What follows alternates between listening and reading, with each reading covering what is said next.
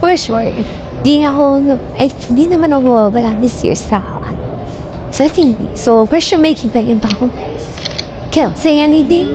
Official na umalis sa Star Magic si Andrea Brillantes. Minamanage na siya ngayon ng kilalang talent manager na si Shirley Kwan. Si Shirley Kwan rin ang manager ni Bea Alonzo at Albert Martinez. Para kay Andrea, isang bagong era ang pagkakaroon ng bagong manager. Different era for me. Sana maging super blessed itong new era na ito.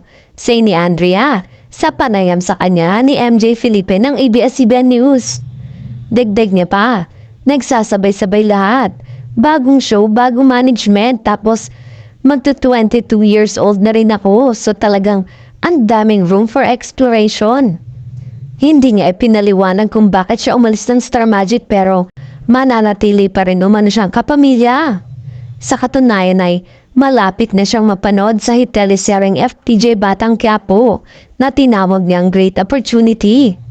Sa interview naman ng editor na si Jun Lalin, ang handler ni Andrea sa Star Magic, si Gidget de la Cuesta, at kinumpirma nito na wala na sa kanila ang young actress.